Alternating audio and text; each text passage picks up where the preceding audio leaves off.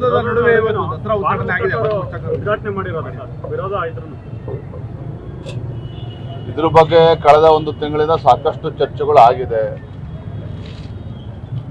ದೇಶದ ಉಚ್ಚ ನ್ಯಾಯಾಲಯದಲ್ಲೂ ಕೂಡ ಇದ್ರ ಬಗ್ಗೆ ಅರ್ಜಿ ತಿರಸ್ಕಾರ ಆಗಿರುವಂಥದ್ದು. ಇಲ್ಲಿ ಹೈಕೋರ್ಟ್ ಅಲ್ಲಿ ಏನಾಗಿದೆ, ಸುಪ್ರೀಂ ಕೋರ್ಟ್ ಅಲ್ಲಿ ಏನಾಗಿದೆ ಅನ್ನೋದು ಮುಖ್ಯ ಅಲ್ಲ.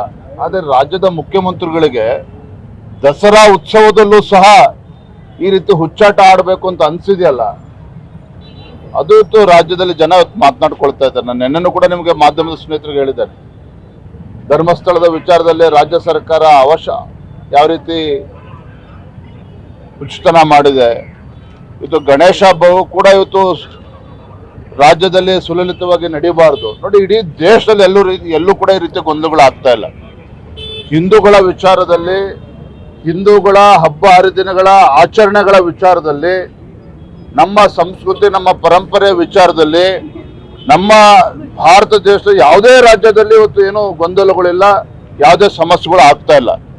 ನಮ್ಮ ರಾಜ್ಯದಲ್ಲಿ ಇವತ್ತು ಕರ್ನಾಟಕ ರಾಜ್ಯದಲ್ಲಿ ಇವತ್ತು ಯಾಕೆ ಆಗ್ತಾ ಇದೆ ಅಂತ ಹೇಳಿದ್ರೆ, ಈ ರಾಜ್ಯದ ಮುಖ್ಯಮಂತ್ರಿಗಳೇ ಈ ಗೊಂದಲಕ್ಕೆ ಇವತ್ತು ಅವಕಾಶವನ್ನ ಮಾಡಿಕೊಟ್ಟಿರುವಂಥದ್ದು. ಹಾಗಾಗಿ ನಮ್ಮ ರಾಜ್ಯದಲ್ಲಿ ಇಷ್ಟೊಂದು ಗೊಂದಲಗಳು ಆಗ್ತಾ ಇದೆ. ಇವತ್ತು ಚಾಮುಂಡಿ ಇವತ್ತು ದಸರಾ ಉದ್ಘಾಟನೆ ಹೊತ್ತು ಯಾರು ಬೇಕಾದರೂ ಉದ್ಘಾಟನೆ ಮಾಡಲಿ, ಆದರೆ ರಾಜ್ಯದ ಜನ, ಈ ಸರ್ಕಾರ, ಈ ಮುಖ್ಯಮಂತ್ರಿಗಳ ಮನಸ್ಥಿತಿ ಏನಿದೆ ಅಂತೇಳಿ ಅರ್ಥ ಆಗಿದೆ. ಥ್ಯಾಂಕ್ ಯು, ಧನ್ಯವಾದ.